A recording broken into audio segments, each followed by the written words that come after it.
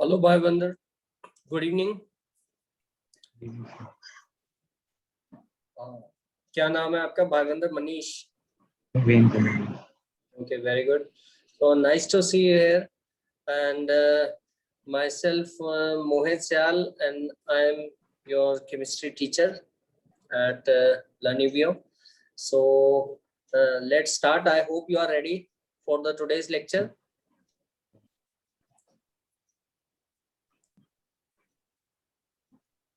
तो चलो शुरू करते हैं। तो सबसे पहला some basic concept of chemistry. तो सबसे पहले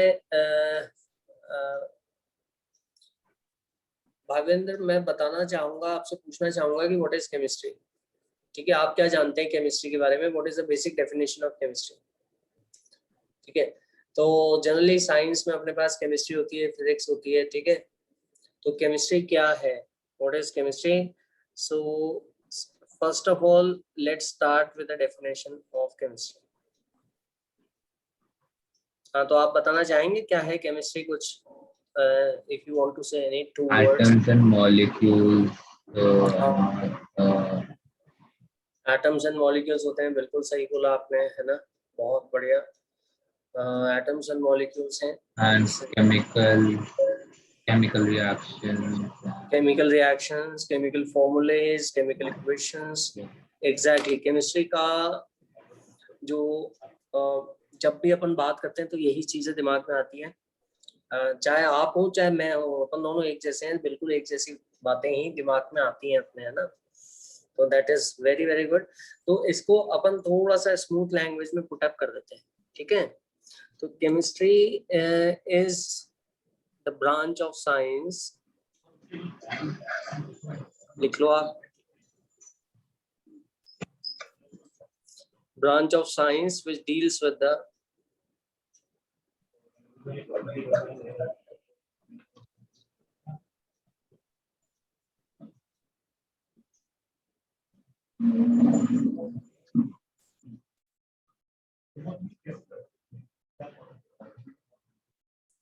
अपने चारों जो भी चीजें हैं, एटम्स हैं, मॉलिक्यूल्स हैं, आयंस हैं, ये सब बेटा क्या है? ये सब बेटा मैटर है ना? मैटर आपने पढ़ा होगा आपकी जूनियर क्लास में, जिस भी चीज में मास होता है ना, जो स्पेस ऑक्यूपाई करता है, अपन उसको मैटर कहते हैं। तो chemistry is a branch of science which deals with the study of matter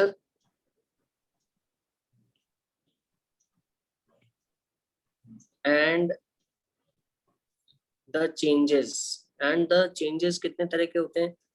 आपने 9th क्लास में भी पढ़ा, छोटी क्लासेस में फिजिकल चेंज, हाँ, physical and chemical change. Matter के बारे में, मैटर के अंदर की डिटेल इंफॉर्मेशन, मैटर के अंदर की अपन डिटेल इंफॉर्मेशन निकालेंगे तो उसमें अपन को मालूम चलेगा कि मैटर में जो आप बोल रहे थे बिल्कुल सही कह रहे थे कि उसमें एटम्स भी हैं, उसमें मॉलिक्यूल्स भी हैं, उसमें आयंस भी हैं। समझ आ रहा? तो branch of science which deals with the study of matter and the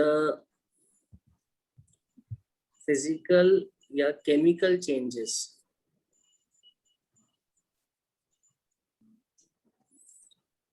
that matter undergoes। इसको अपन केमिकल इक्वेशन से रिप्रेजेंट करते हैं ना।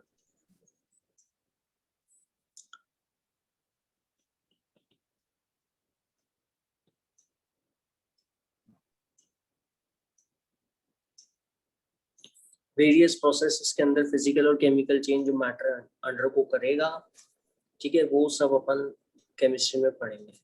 अपन मैटर के बारे में पढ़ेंगे कि मैटर कितना, किस किस चीजों से बना हुआ है, जो कि आप जानते ही हैं वैसे काफी हद तक। ठीक है, तो ये तो हुई ब्रांच, लेकिन ये डेफिनेशन बेटा बहुत ही छोटी है। ये डेफिनेशन बिल्कुल इस तरह की है जैसे कि मैं आपसे पूछूं कि आप पूरे वर्ल्ड में जितने भी लोग रहते हैं और अभी तक जितने भी लोग हुए राइट फ्रॉम द बिगनिंग, है ना, आप उनकी हिस्ट्री बताओ। ठीक है, तो कितने सारे लोग हैं, कितनी सारी हिस्ट्री है, सबके अलग अलग लाइफ स्टोरीज है ना, कितना सब कुछ हो जाएगा अपने पास बताने को। ये तो आप जानते ही हैं ना, बहुत बड़ी बड़ी डिटेल हो जाएगी।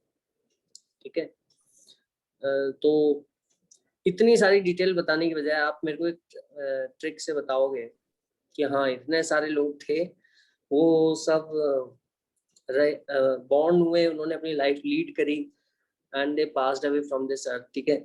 तो बिल्कुल एक छोटा सा कंसाइज स्टेटमेंट दे दिया आपने लोगों के बारे में, और ऐसा ही मैं कंसाइज स्टेटमेंट केमिस्ट्री के बारे में देना चाह रहा हूँ आपको, है ना। एक्चुअल केमिस्ट्री जो है बहुत डिटेल में है, इतने सारे अपने पास एलिमेंट्स हैं, उनके केमिकल रिएक्शन है, उनके फिजिकल प्रॉपर्टीज है, केमिकल प्रॉपर्टीज है, ठीक है। वो सब अपन डिस्कस करेंगे जैसे जैसे टाइम आगे बढ़ेगा। लेकिन अभी एक छोटी सी डेफिनेशन आपके लिए कि it is the study of matter and the various physical and chemical and changes which matter undergoes in various processes, ठीक है। और ये जो वेरियस चेंजेस होंगे, फिजिकल और chemical changes, they are govern by certain laws, ठीक है। कुछ लॉ तो आपने पढ़े होंगे, कुछ ध्यान है आपको, 9th में आपने पढ़े थे, रिकॉल करो कुछ laws of changes, chemical changes, ध्यान है, रिकॉल करो। The products and reactions have equal mass. बिल्कुल exactly. So welcome Anshika, welcome to the class. Good तो morning, मैं good evening, sir. Pardon, Good evening, sir. yeah, good evening, very good evening, very good evening. So I have just started with the first chapter of basic concepts of chemistry, जिसके बारे में अपन सब कुछ बात करेंगे, ठीक है। तो केमिस्ट्री बेसिकली क्या है? Chemistry is the study of matter, ठीक है। मैंने भवेंद्र से पूछा था व्हाट इज केमिस्ट्री, तो Bhavendra told me it is about molecules, it is about atoms, it is about ions, ठीक है।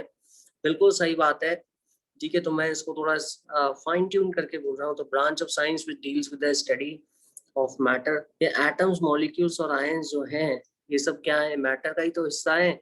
और मैटर की प्रॉपर्टीज और मैटर का जो चेंज होगा, फिजिकल केमिकल चेंज, ठीक है, अलग अलग प्रोसेसेस में, वो अपन केमिस्ट्री में पढ़ते हैं, ठीक है। केमिस्ट्री में आपके लिए 3 ब्रांचेस हैं। कौन कौन सी 3 ब्रांचेस हैं मेरे को बता सकते हो जल्दी से? Bhavendra and Anshika, can you tell me what are the 3 branches of chemistry? अभी तो अपन, ठीक है, इसको जनरल केमिस्ट्री के तौर पे पढ़ रहे हैं। Exactly organic, inorganic and physical chemistry. अपने पास 3 ब्रांचेस हैं, ठीक है। और जैसे ही अपन 11th के आखिर में जाने लगेंगे ना, तो अपन को पता लग जाएगा ये 3 ब्रांचेस में, और डिटेल में अपन बात करेंगे। Organic, sorry,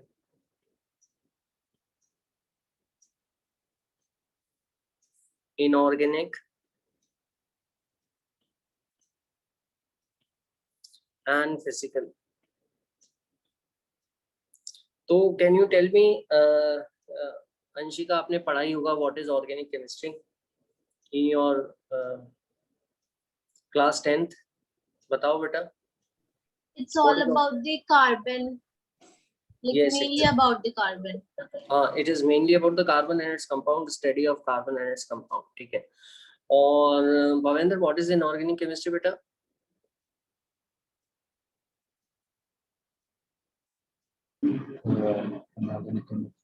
Substances like metal and water.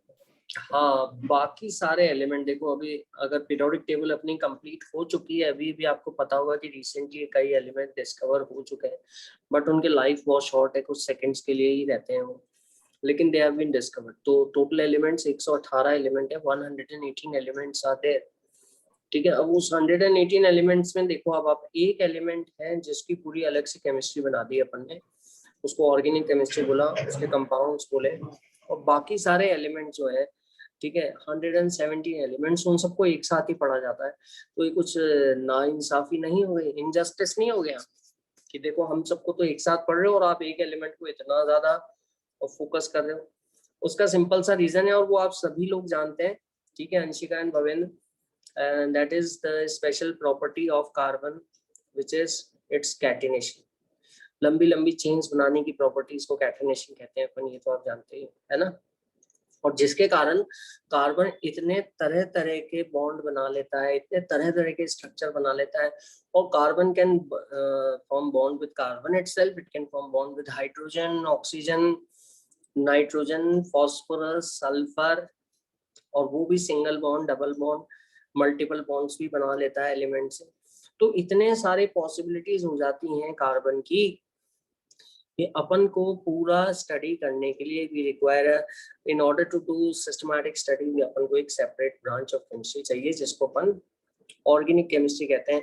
Inorganic chemistry में अपन बाकी सारे एलिमेंट्स को पढ़ेंगे। और फिजिकल केमिस्ट्री में क्या पढ़ेंगे? फिजिकल केमिस्ट्री में काफी हद तक न्यूमेरिकल है। फिजिकल जनरल केमिस्ट्री में अपन वेरियस लॉज पढ़ेंगे। अपन ने पढ़ा कि देखो काफी सारे लॉज होते हैं, है ना, जो मैटर के अंदर चेंज को गवर्न करते हैं, ठीक है। तो इसके अंदर फिजिकल में अपन पढ़ेंगे various laws which govern the change in matter, ठीक है। मैथमेटिकल लॉ, जैसे हीट करोगे तो टेम्परेचर कितना इंक्रीज हुआ, या हीट करने से कौन सा फेज चेंज हुआ, सॉलिड से लिक्विड गया, लिक्विड से गैसेस गया, और क्यों कुछ सब्सटेंसेस सॉलिड से डायरेक्ट वेपर में चले आते हैं, है ना। और हीट करने पे ऑक्सीजन के साथ कुछ कंबशन होने लग जाता है। क्लियर? तो काफी सारे फिजिकल लॉज हैं। तो यहाँ जनरल केमिस्ट्री में अपन वो सारे मैथमेटिकल लॉज पढ़ेंगे, ठीक है। तो this is about basic introduction of chemistry, ठीक है। अब केमिस्ट्री में classification of matter, chemistry is all about matter, जैसा कि मैंने बोला अंशिका एंड भवेंद्र। तो क्लासिफिकेशन ऑफ मैटर, ठीक है। मैटर का क्लासिफिकेशन कैसे करते हैं तो बताओ जल्दी से मेरे को, दोनों जने। Solid, liquid. हाँ,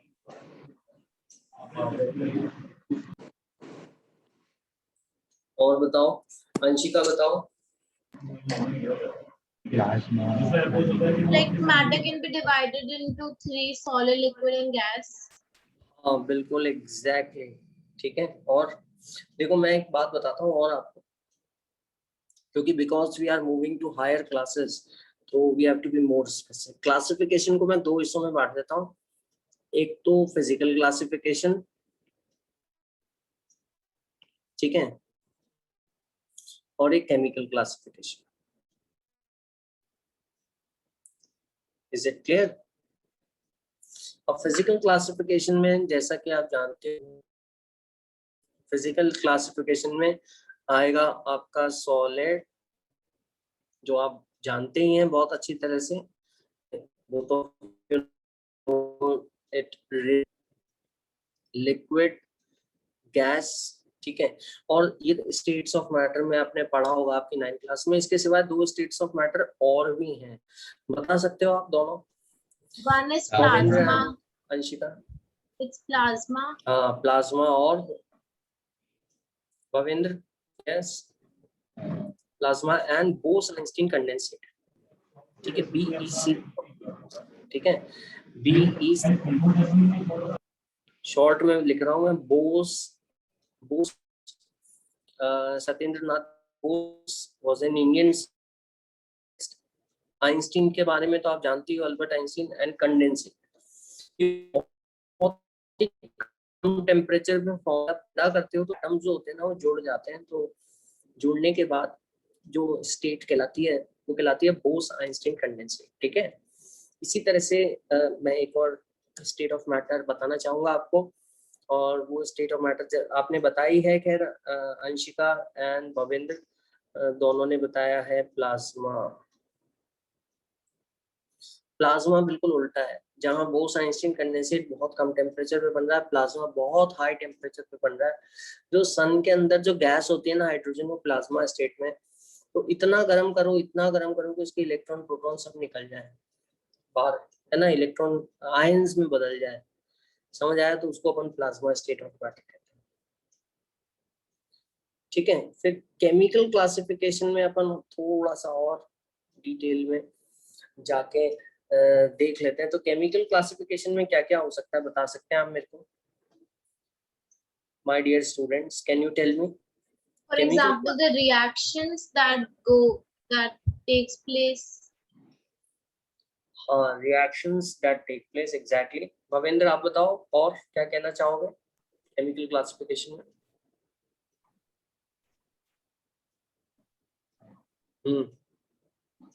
I don't. देखो, केमिकल क्लासिफिकेशन में आप लोगों को आइडिया तो है ना, थोड़ा बहुत आप जानते ही हैं। ठीक है, अपन केमिकल क्लासिफिकेशन में देखो ऐसा करते हैं कि सब्सटेंस को अपन प्योर और इम्प्योर क्लासिफाई करते हैं, एक सबसे लेमन लैंग्वेज में, है ना, इम्प्योर। ठीक है, प्योर में क्लासिफाई करता हूँ मैं पहले, ये तो अपन जानते हैं। केमिकल क्लासिफिकेशन यहाँ लिख रहा हूँ मैं, ठीक है।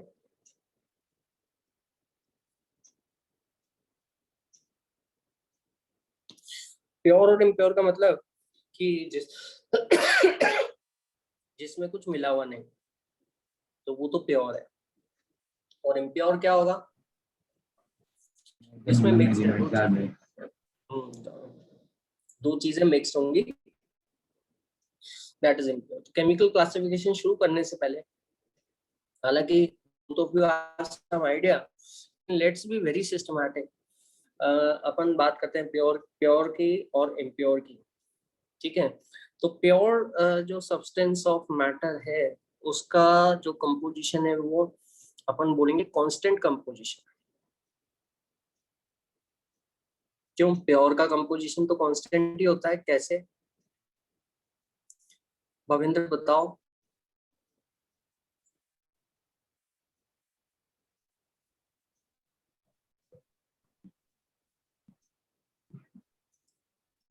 अंशिका बताओ बेटा। Because it has the same material, like the same substance all over. Yeah, exactly. So if something is pure, how can you change its composition?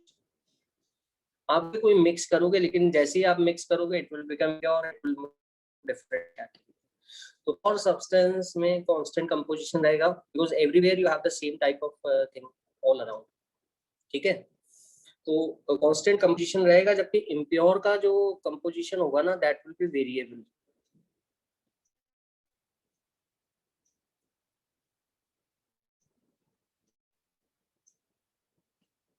Variable composition होगा because you are mixing two things, and because of the mixing आपका composition change हो सकता है। Pure में केवल एक ही चीज है, तो उसका एक ही चीज है, सिर्फ एक ही तरह के, सब तरफ एक ही जैसा है, उसका कंपोजिशन आप कैसे चेंज करोगे? तो उसका कांस्टेंट कंपोजिशन का प्योर, ठीक है। अब प्योर सब्सटेंस में अपने पास दो चीजें आती हैं बच्चों, कौन कौन सी आती हैं बताओ जल्दी से मेरे को। All of you are aware of it, ठीक है। Homogeneous and heterogeneous. Homogeneous and heterogeneous are mixtures, है ना, and that will be the part of सिर्फ प्योर की बात कर रहा हूँ। Pure will always be homogeneous, है ना, क्योंकि उसमें सिर्फ एक ही चीज है, एक ही तरह के पार्टिकल्स है सारे। तो प्योर में एक ही तरह के पार्टिकल्स है, ठीक है। और वो एक ही तरह के पार्टिकल्स आपके हो सकते हैं Elements एलिमेंट्स। and compounds. ये एग्जैक्टली, एलिमेंट्स और कंपाउंड्स, एग्जैक्टली, वेरी गुड। समझ गया भविंद्र? पता होगा आपको, आपने पढ़ा होगा एलिमेंट्स और कंपाउंड, ठीक है। एलिमेंट्स और कंपाउंड्स में पार्टिकल्स एक जैसे सारे पार्टिकल्स होते हैं, ठीक है। जबकि इम्प्योर सब्सटेंस को अपन मिक्सचर भी कह सकते हैं, ठीक है। और ये मिक्सचर्स में भी तीन कैटेगरी हो जाएगी। एक तो ट्रू सॉल्यूशंस,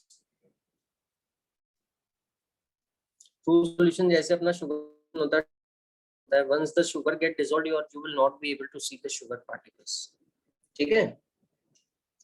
दूसरा होगा आपका कोलॉइड्स, जैसे milk in example of colloid, है ना। मिल्क इज हेट्रोजीनियस, ये होमोजीनियस है। ये तो जैसा कि अंशिका ने बताया था पहले, true solution is homogeneous, homogeneous क्यों है? Because you are not able to see the particles of sugar once they are mixed into water, you are not able to see the particles of salt once they are mixed. ठीक है, जबकि colloids है और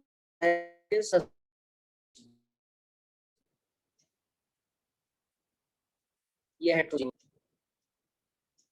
समझ आया बच्चों? तो heterogeneous colloids में जैसे अगर आप मिल्क को क्लोजली देखेंगे ना, टॉर्च जलाकर उसके ऊपर टॉर्च की लाइट पुट करके, तो you will be able to see the small particles of fat. दिखता है ना, ऑयली ड्रॉपलेट्स दिखती हैं फैट की, तो मिल्क कोलॉइड है। अच्छा, सस्पेंशन में तो पार्टिकल्स बहुत ही बड़े होते हैं, पढ़ चुके हो आप लोग, उसमें तो पार्टिकल नीचे सेटल हो जाते हैं।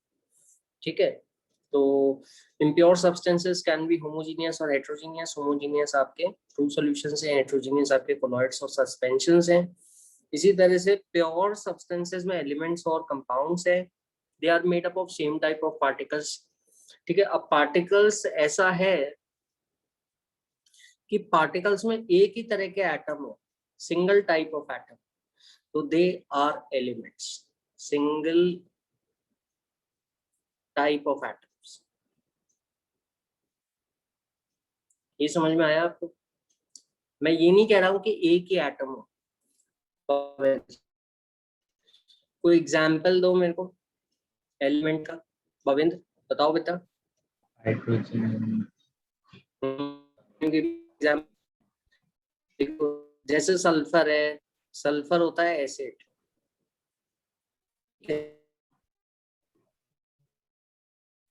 अब एक ही तरह में, एक ही तरह सल्फर सल्फर सल्फर सल्फर एक एटम्स है ना।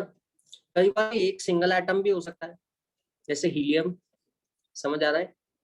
हीलियम हो सकता है, तो हीलियम में तो एक सिंगल एटम ही है।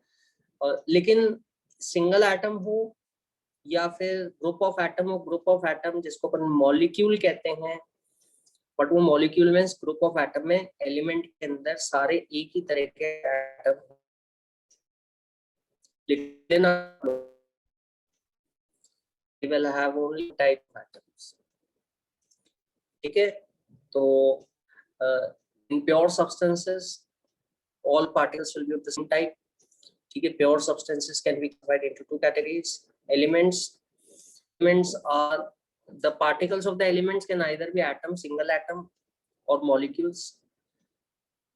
Molecules are made up of more than one atom, but all atoms are same।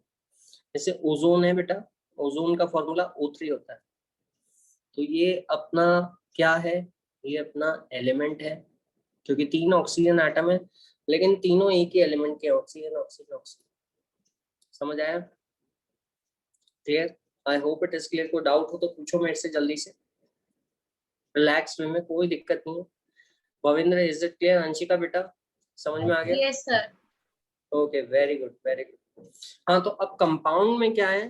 Compound का जो पार्टिकल होता है भवेंद्र, वो हमेशा मॉलिक्यूल होगा।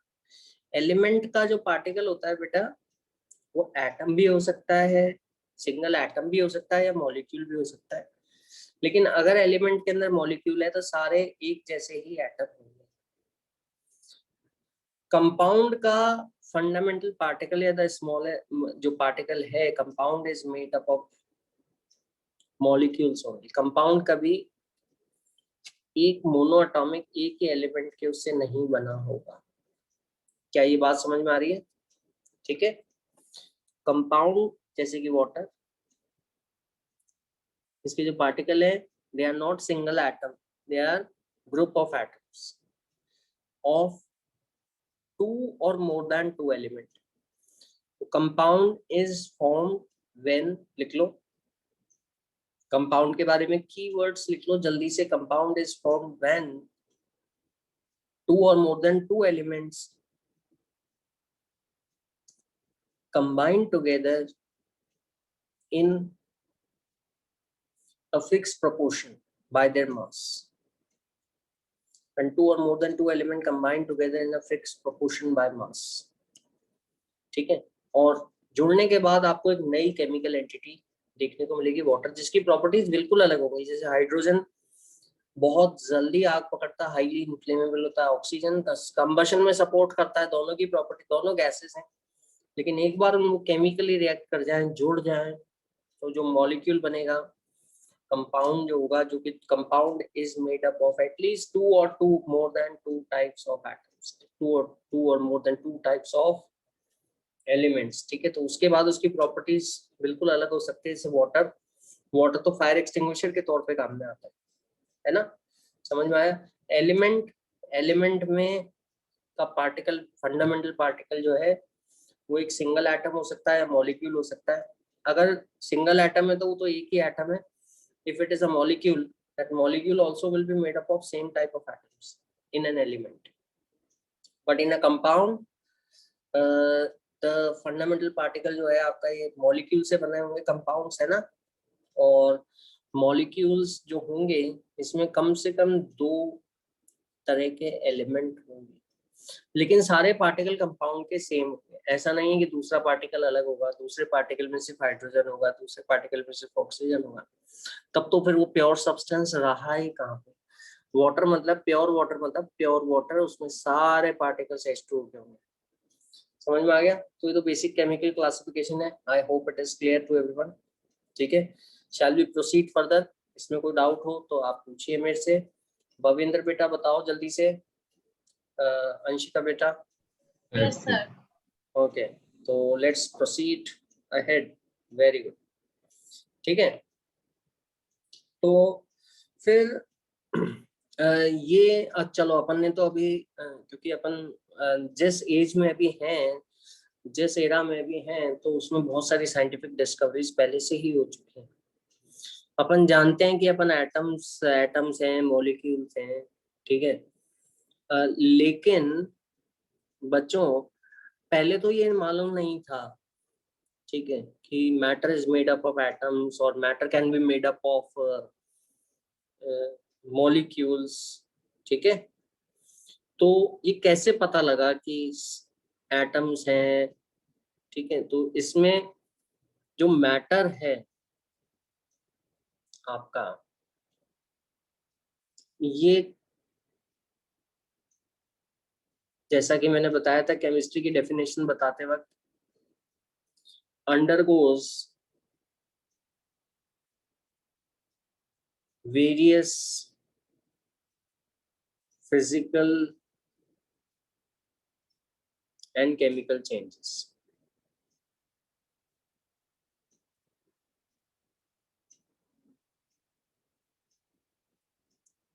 ये तो आप जानते ही हैं, फिजिकल और केमिकल चेंज। फिजिकल चेंज में वो मैटर वो का वही रहता है, सॉलिड से लिक्विड में बदल जाएगा, ये पढ़ा होगा आपने। लेकिन केमिकल चेंज में तो वो कंपाउंड ही अलग बन जाता है। जैसे पेपर को अगर आप ऐसे फोल्ड कर दो तो वो तो फिजिकल चेंज है, पेपर पेपर ही रहेगा, उसके कॉन्स्टिट्यूएंट पार्टिकल्स भी रहेंगे। लेकिन अगर आप पेपर को बर्न कर दो, बर्न करने पे क्या होगा, वो उसका कार्बन, कार्बन डाइऑक्साइड बन जाएगा, है ना। पेपर के अंदर जो कार्बन सेलुलोज होता है वो कार्बन डाइऑक्साइड बन जाता है, तो केमिकल चेंज है। तो matter undergoes various physical and chemical changes, ठीक है। और ये जो चेंजेस हैं, फिजिकल और chemical changes, they are governed by certain laws. These changes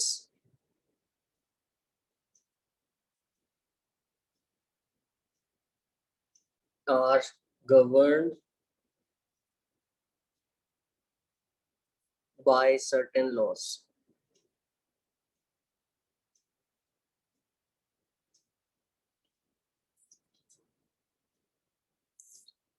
अब इन लॉज का अपन जब डिटेल्ड एनालिसिस करते हैं तो उससे पता लगता है कि जो मैटर है वो छोटे छोटे पार्टिकल्स से बना होगा जिनको एटम कहते हैं। आ रही है बात समझ में। अभी तो अब मैंने डायरेक्टली बता दिया आपको कि एटम है, मॉलिक्यूल है, आप लोग भी काफी अवेयर है, ठीक है, बहुत अच्छी तरह से जानते हैं जैसा कि मैंने देखा आपको, ठीक है। लेकिन जब जो लोग पहले जिन्होंने डिस्कवरी की होगी उनको कैसे आइडिया मिला होगा कि matter is made up of atom या molecules are made up of atoms, compounds are made up of the particles are molecules, fundamental particle of the compound are molecule which are made up of 2 और more then 2 types of elements, कैसे पता लगाओ, है ना। तो उसके लिए कैसे पता लगाओगा ये मैं बताना चाह रहा हूँ कि कुछ लॉज हैं जो मैटर में बदलाव जब हो रहा होता है, चेंज जब हो रहा होता है, तो वो लॉज एप्लीकेबल होते हैं। और इन लॉज से आप फेमिलियर हैं, ठीक है, बता सकते हैं बेटा मेरे को। अंशिका बताओ जल्दी से। पवन, Matter is neither created nor destroyed. Exactly. और सही है, this is the first law. Govind क्या बोलेंगे इसको, इस लॉ का नाम क्या है? Law of conservation of mass. हाँ, law of conservation of mass, exactly, very good. ठीक है, तो ये है लॉ ऑफ कंजर्वेशन ऑफ मास। ठीक है, पहला लॉ है अपना लॉ ऑफ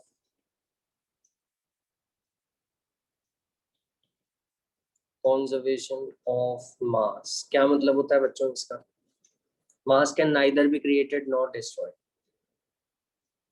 ठीक है, तो इन अ फिजिकल केमिकल चेंज में हाँ, एक बात ध्यान रखनी पड़ेगी कि आपका जो केमिकल या फिजिकल चेंज है, आपको उसको क्लोज कंटेनर में करना पड़ेगा।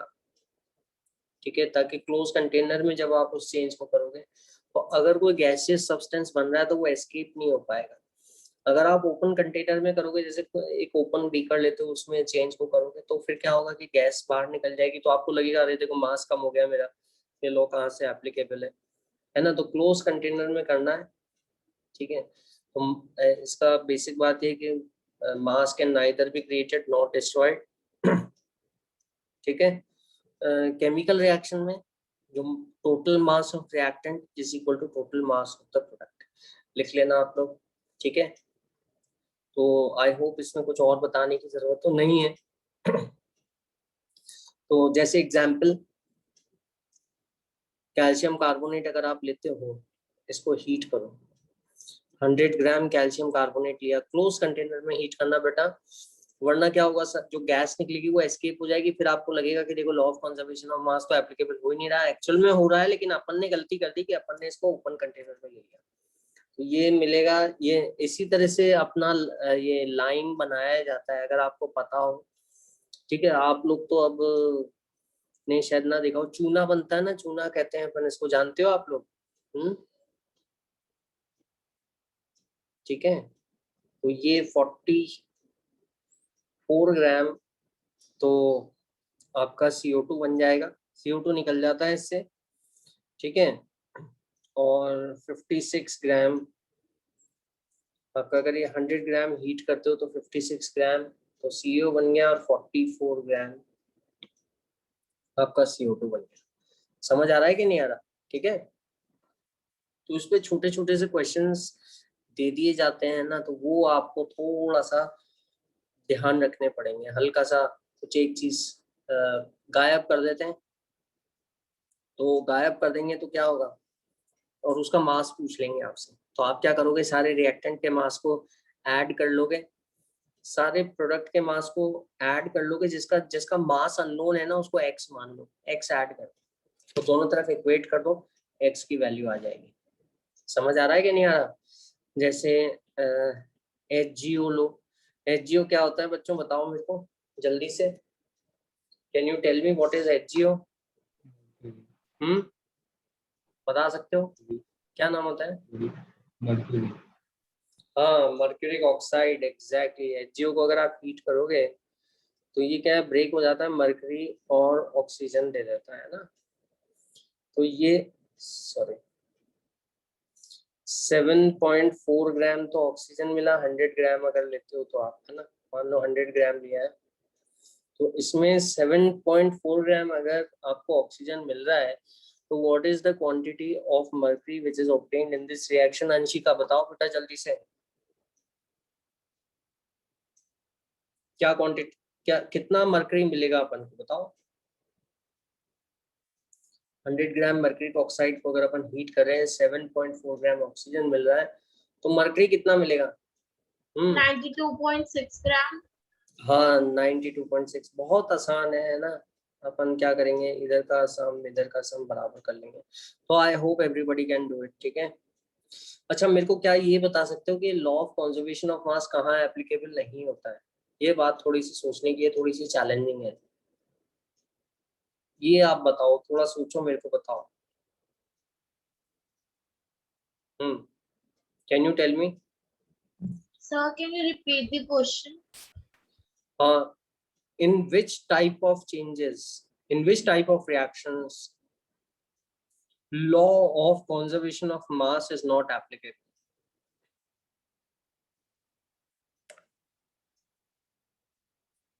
बताओ।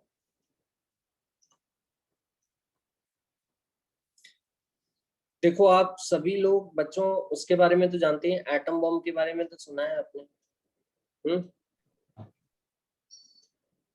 हाँ, तो एटम बॉम्ब के बारे में सुना है, तो उसमें जो यूरेनियम है वो चेंज हो जाता है दूसरे एलिमेंट में, लेड में, है ना। और एक्चुअली जो इनिशियल मास है वो नहीं फाइनल मास के बराबर नहीं रहता। एक्चुअली क्यों नहीं रहता? क्योंकि कुछ मास थोड़ा सा कम हो जाता है, वो कम जो मास होता है ना, हल्का सा, वो एनर्जी में बदल जाता है। आपको तो पता ही है कि एटम बम से कितनी एनर्जी निकलती है ना। पूरा का पूरा सिटी डिस्ट्रॉय हो जाता है।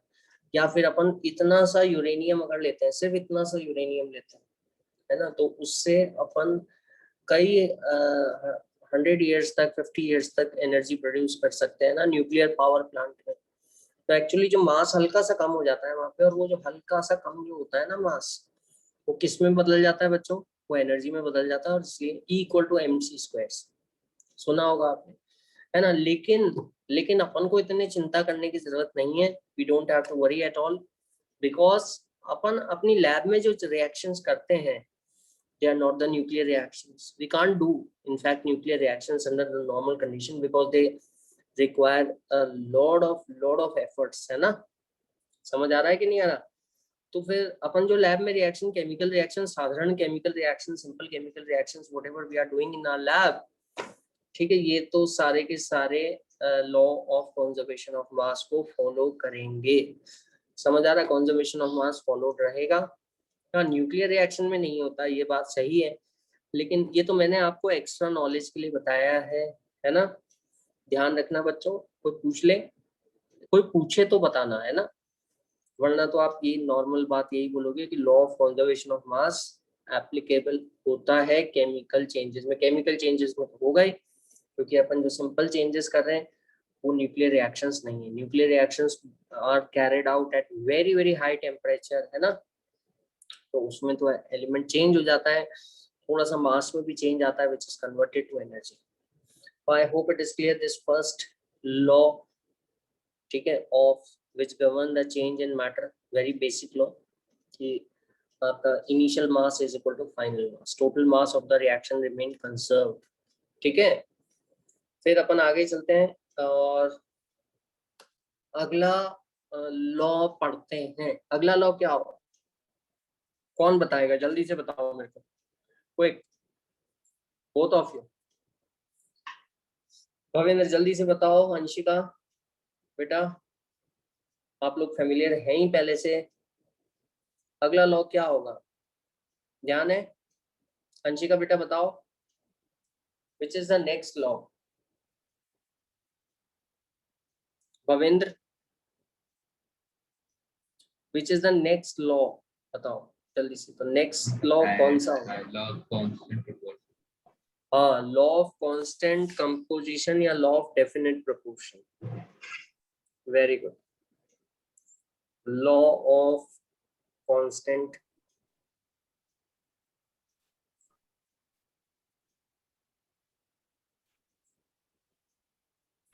प्रोपोर्शन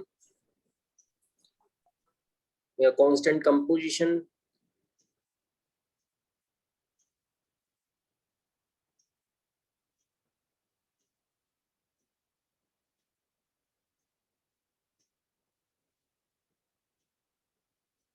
कांस्टेंट कंपोजिशन हो गया या डेफिनेट प्रोपोर्शन हो गया।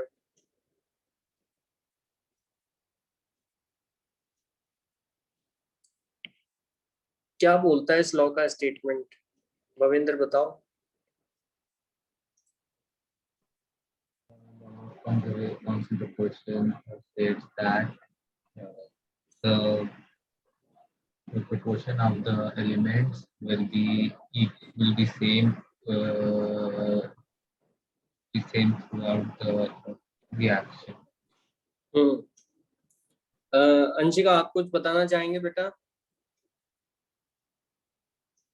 Anything if you want to add? चलो, ओके, मैं बता देता हूँ, बिल्कुल सही बोला। अंशिका, आपको भी बेटा पता होगा, कोई दिक्कत नहीं है ना? तो irrespective of the source and origin, a compound, irrespective of the source and origin, a chemical compound is found. समझ आया? Irrespective of the source and origin, a chemical compound is formed to be made up of same type of elements joined together in a fixed ratio by mass. ठीक है?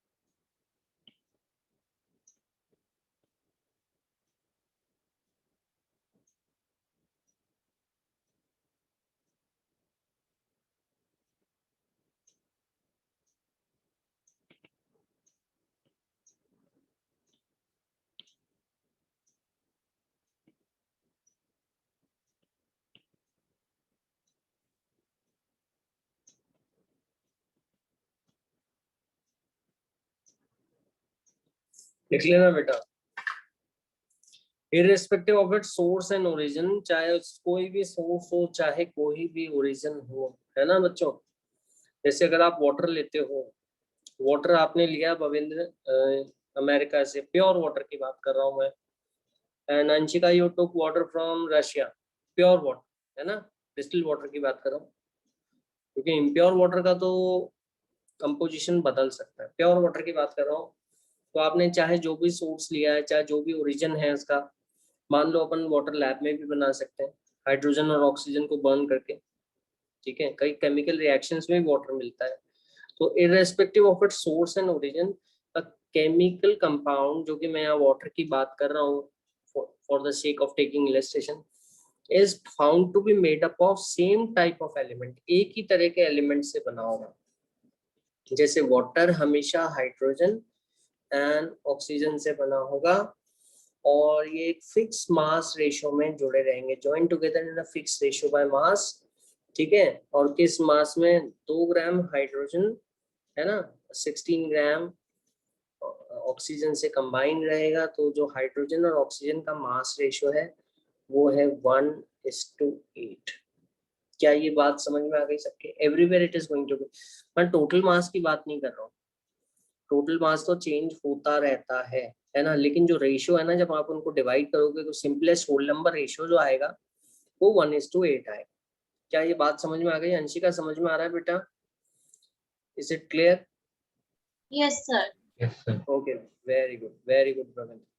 हाँ, तो mass ratio यही रहेगा। तो इससे बेनिफिट क्या होता है?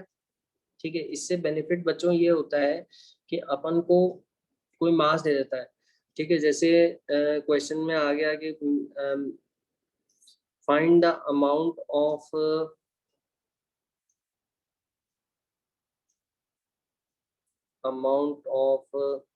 Hydrogen and oxygen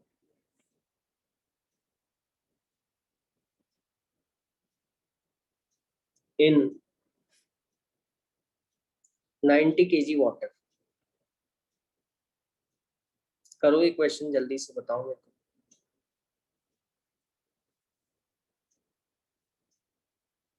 90 kg water में हाइड्रोजन कितना है, ऑक्सीजन कितना है?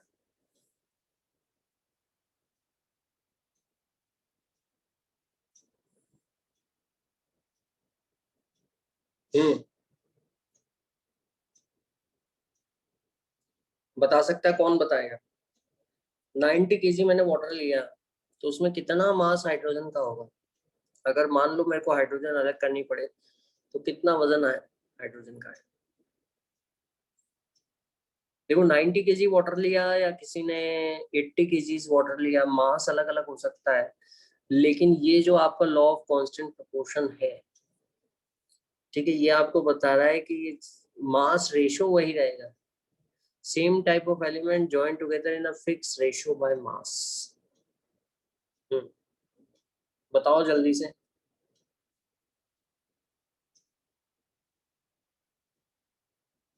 कौन बताएगा? भवेंद्र जल्दी करो। अंशिका बेटा, what is the mass of hydrogen? हम्म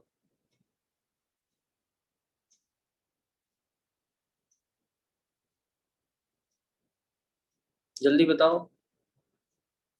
देखो रेशो वही रहने वाला है, ये अपन जानते हैं, है ना? रेशो वही रहने वाला है, बड़ा आसान है, ठीक है, आप लोग कर भी रहे होंगे इसको। तो देखो 1:8 आपका हाइड्रोजन और ऑक्सीजन का रेशो है, तो हाइड्रोजन जो होगा वो 1/9, मतलब 9 हिस्से, टोटल 9 हिस्से अगर अपन करते हैं, ये क्या है आप यहाँ पे देखोगे तो 18 ग्राम में से 2 ग्राम हाइड्रोजन के हुए, है ना? 2 grams are of hydrogen out of 18 grams, यही तो मतलब हुआ। तो हाइड्रोजन और ऑक्सीजन, समझ आया? They are in the ratio 1:8।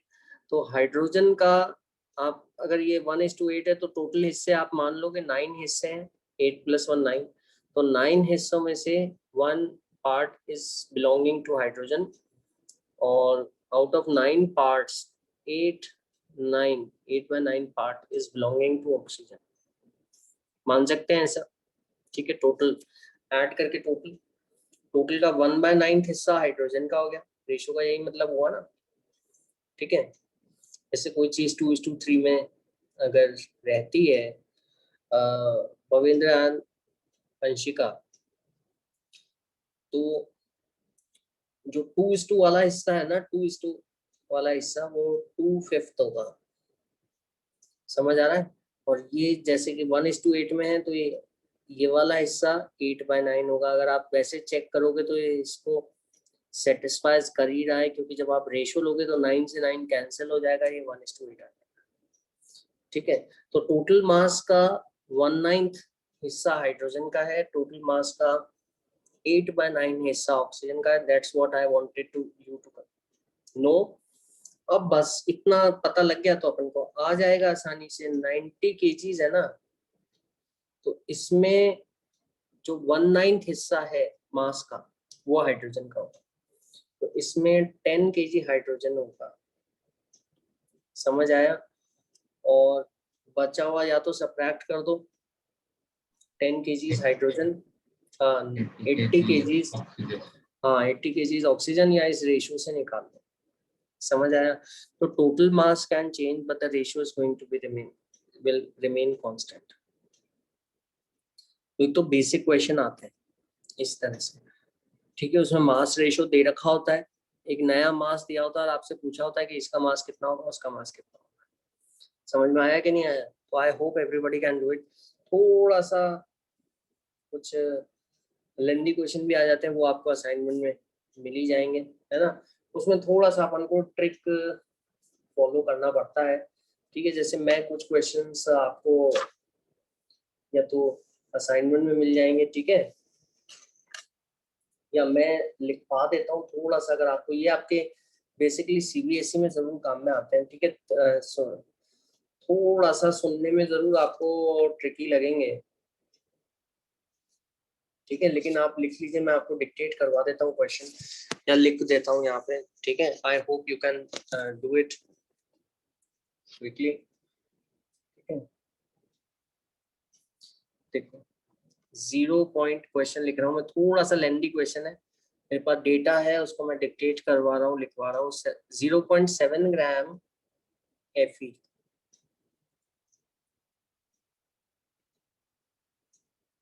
Combines, iron है 0.7 gram, combine with sorry dissolved in it.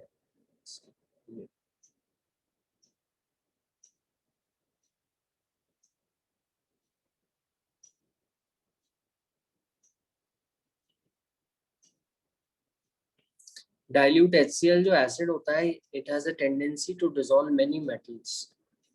तो आयरन लिया अपन ने और उसको डिसॉल्व कर दिया HCl। समझ आ गया? It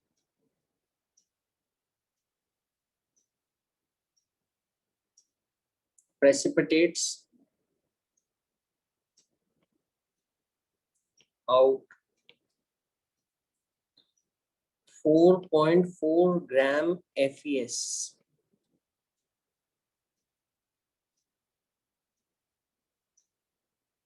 upon treatment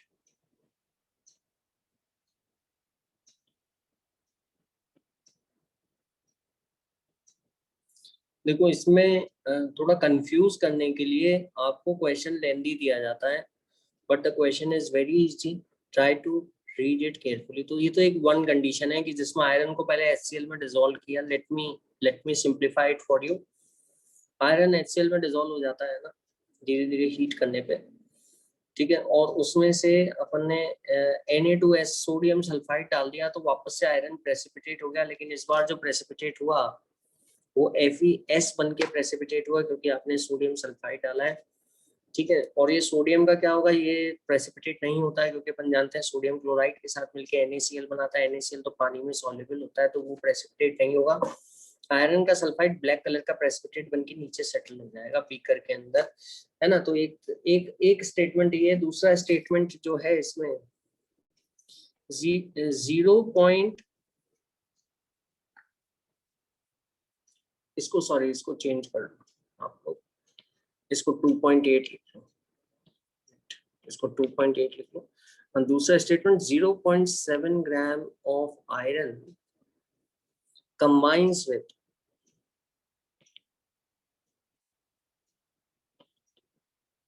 0.4 gram of sulphur, ठीक है। ये अलग अलग रिएक्शन किया। मैंने आयरन सल्फाइड ही बनाया, लेकिन आयरन सल्फाइड कैसे किया, मैंने आयरन लिया 0.7 ग्राम, ठीक है, ऊपर 2.8 कर लेना आप लोग इसको, ठीक है, और उसको 0.4 ग्राम सल्फर के साथ हीट किया है ना, तो बर्न किया एक तरह सल्फर के अंदर, तो हीट करने पे ये बन गया FeS टू फॉर्म FeS, ठीक है। तो आपको दो मैंने स्टेटमेंट दे दिए, दोनों में FeS को बनाया। एक बार तो Fe को HCl में मिलाया, फिर Na2S से रिएक्ट करवाया। दूसरी बार मैंने क्या करा, 0.7 ग्राम आयरन लिया, उसको डायरेक्टली सल्फर से रिएक्ट करवा दिया और FeS बन गया, ठीक है। दो कंडीशंस आपको दे दी। अब मेरे को ये आप बताओ कि this data, both of these data are following the law of constant proportion या लॉ ऑफ डेफिनेट प्रोपोर्शन, ठीक है। लॉ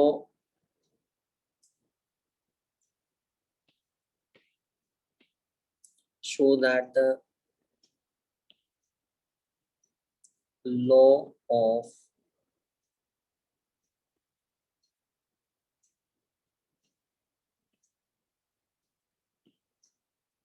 constant proportion is,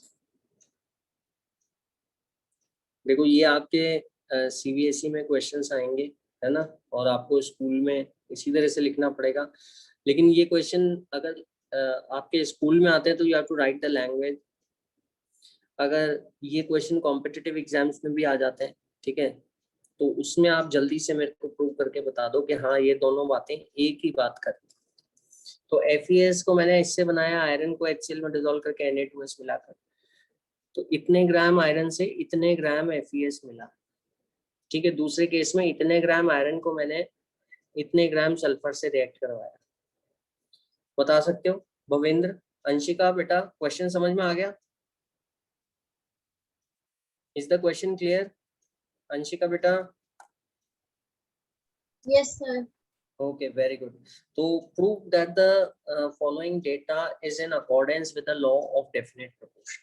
भविंदर कैसे करेंगे अपन इसको?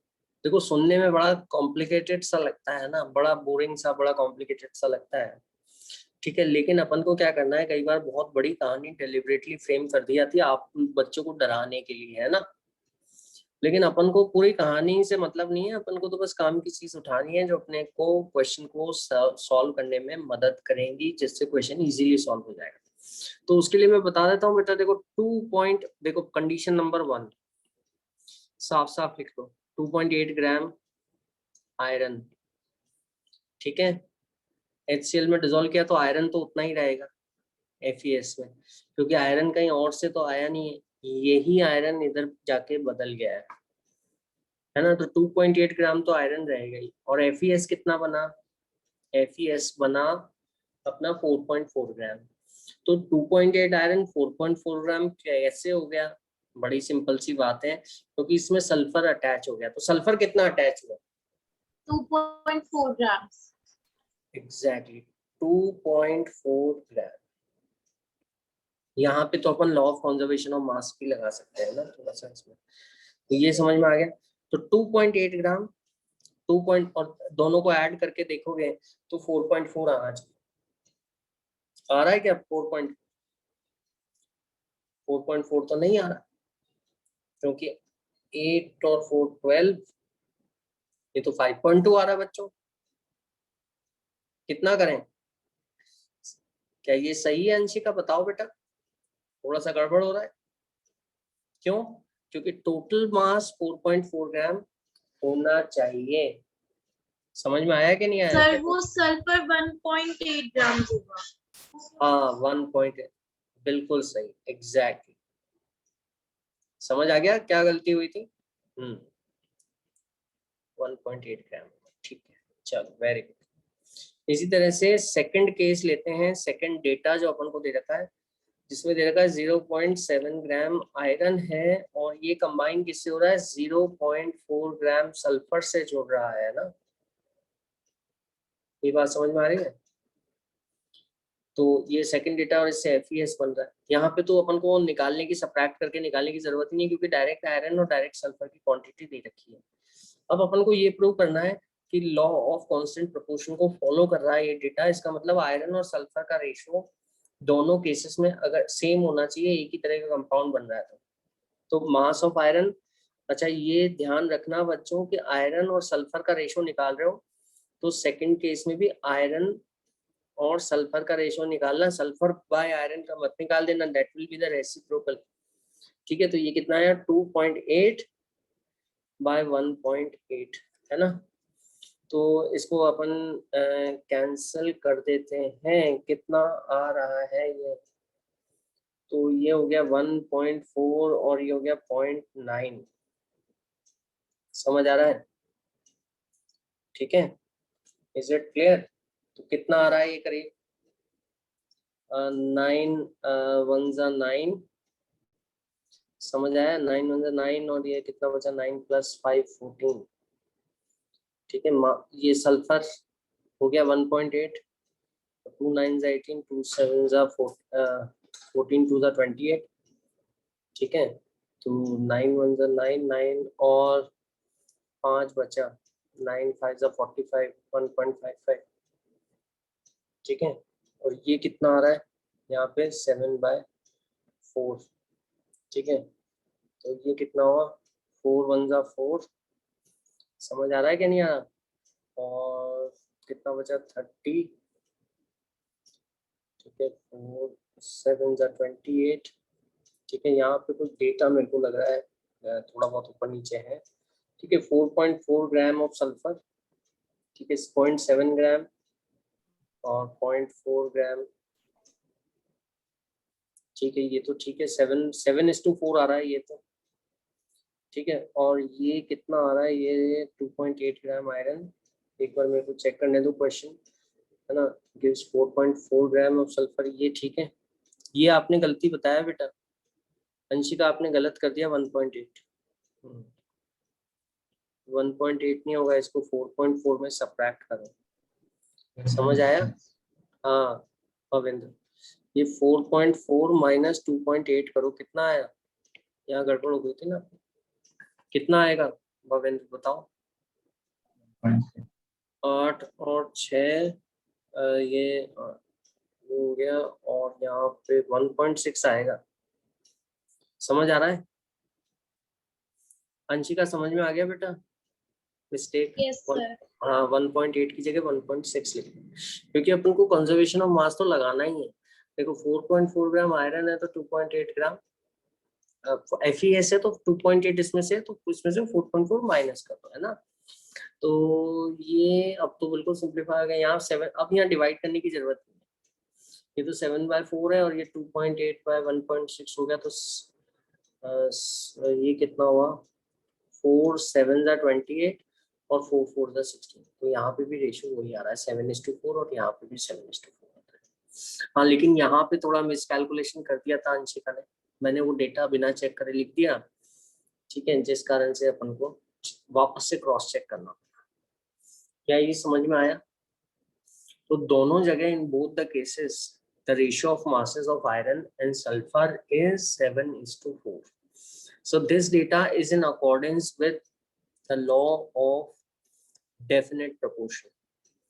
FES है ना, अभी मैं FES के ऊपर लगाऊं, irrespective from its source, या चाहे सोर्स 1 लो चाहे सोर्स 2 लो, उसका जो आयरन का और सल्फर का मास रेशियो है वो 7:4 ही है। ये समझ में आया कि नहीं आया? यहाँ पे 1.6 लेना, 1.8 मत लेना। Bhavendra and Anshika, any doubt with respect to this? तो इस तरह के बहुत सारे क्वेश्चन आते हैं। यहाँ तो डेटा थोड़ा सा अच्छा है जो कैंसिल आउट हो रहा है ना। कई जगह जैसे कॉपर ऑक्साइड के मेरे पास क्वेश्चन है कॉपर ऑक्साइड का, ये शायद आपको मिल जाएगा आपके एनसीईआरटी की बुक में। 1.37 gram of copper cupric oxide CuO, वहां पे डेटा इजीली आपका कैंसिल आउट नहीं होगा, मतलब आपको डिवाइड करना पड़ेगा थोड़ा सा, डेटा रिग्रेस हो सकता है, लेकिन रेशियो दोनों में सेम आए। क्या ये बात समझ में आ गई? Any doubt with respect to this? Law of definite proportion कैसे करना है बताओ जल्दी से मेरे को। अंशिका, भवेंद्र, तो समझ में आया कि नहीं आया बेटा? अंशिका? Yes, sir. ओके हाँ, तो ये ध्यान रखना, ये अपने छोटा छोटा सा ये चेक करना, करते रहना डेटा, इसलिए मैंने वापस से क्रॉस चेक किया। तो I hope you understood well. ठीक है, तो let me end the class and see you in the next class, ठीक है, with Thank you, more sir. Loss. Okay okay बेटा, बाय, टेक केयर।